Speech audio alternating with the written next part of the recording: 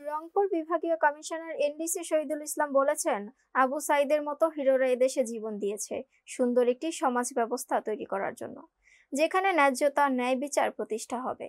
তিনি আরও বলেন, থাকবে না কোনো বিভেদ, বৈষম্য, হিংসা। এগুলো বিসর্জন দিয়ে সুন্দর একটি সমাজ ব্যবস্থা গঠন করার জন্যই রাষ্ট্রীয় পর্যায় থেকে মূলত সার্বজনীন পেনশন মাথায় আনা হয়েছে। দুপুরে জেলা শিল্পকলা একাডেমি হল রুমে জাতীয় পেনশন কর্তৃপক্ষ ও জেলা প্রশাসনের আয়োজনে সার্বজনীন পেনশন মেলা 2025 উপলক্ষে সার্বজনীন পেনশন স্কিম বিষয়ক কর্মশালার প্রধান অতিথি হিসেবে বক্তব্যে কথা বলেন বিভাগীয় কমিশনার এনডিসি শহীদুল ইসলাম। অনুষ্ঠানে রংপুর জেলা প্রশাসক মোহাম্মদ রবিউল ফয়সালের সভাপতিত্বে অন্যান্যের মধ্যে বক্তব্য দেন অর্থ বিভাগের যুগ্ম সচিব ফেরদৌস আলম, রংপুর রেঞ্জে DIG Aminul Islam, Rangpur metropolitan police commissioner Mohammad Majid Ali প্রমুখ। এ সময় জেলা প্রশাসনের সকল কর্মকর্তা, সার্বজনীন পেনশন স্কিমের আওতায় সুবিধাভোগীরাও কর্মচারী বৃন্দ উপস্থিত ছিলেন।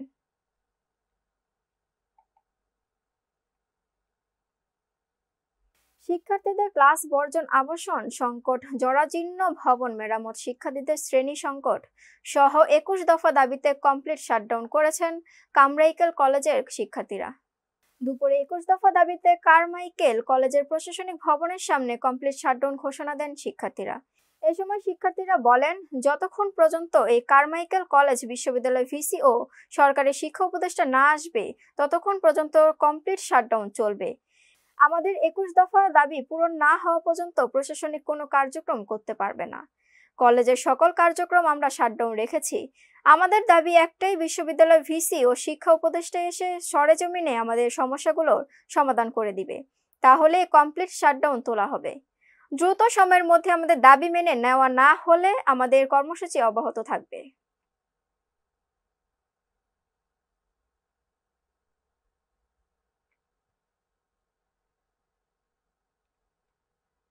ঠাকুরগাঁওয়ের রানীশংকৈলে একটি স্বতন্ত্র ইবতেদায়ী মাদ্রাসার প্রধান শিক্ষকের বিরুদ্ধে নিয়োগ বাণিজ্যের অভিযোগ উঠেছে।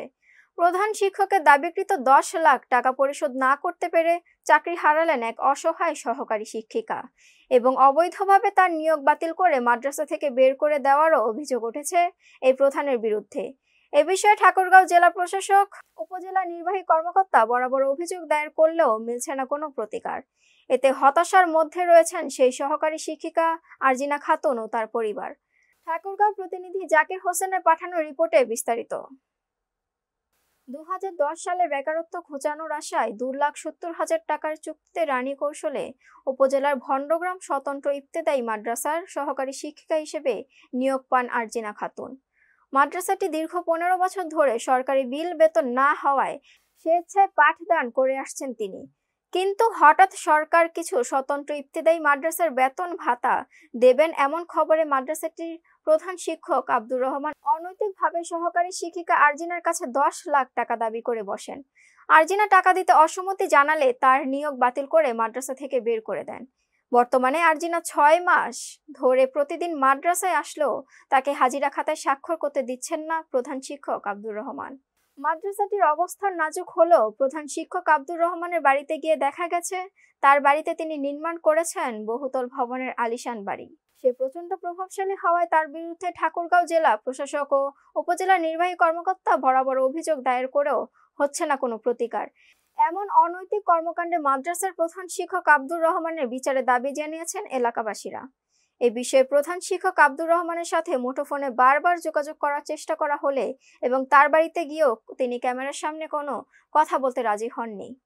অপরদিকে রানীশংকৈল উপজেলা মাধ্যমিক শিক্ষা কর্মকর্তা তবারক আলী জানান, অভিযোগ পেলে প্রয়োজনীয় ব্যবস্থা গ্রহণ করা হবে।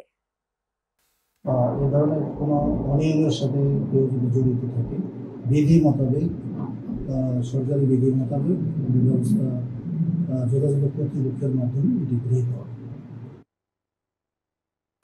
কাতারে বাংলাদেশি মালিকানাধীন প্রবাসী বাংলা রেস্টুরেন্টের শুভ উদ্বোধন। প্রবাসী কর্মসংস্থান সৃষ্টি ও বাংলাদেশি খাবারকে আন্তর্জাতিক পরিমণ্ডলে ব্র্যান্ডিং করার প্রয়াসে উপমহাদেশের অন্যান্য দেশের সাথে প্রতিযোগিতামূলকভাবে এগিয়ে চলেছে কাতার প্রবাসীরাও।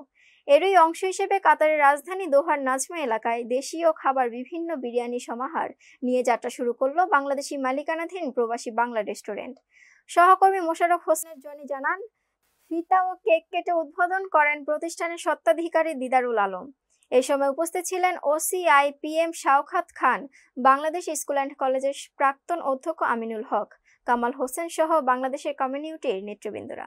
পরিশেষে দোয়া ও মোনাজাতের মধ্য দিয়ে এই প্রতিষ্ঠানের সাফল্য কামনা করা হয় এবং অসংখ্য প্রবাসীকে নৈশ ভোজের মাধ্যমে উদ্বোধন আপ্যায়ন করা হয়।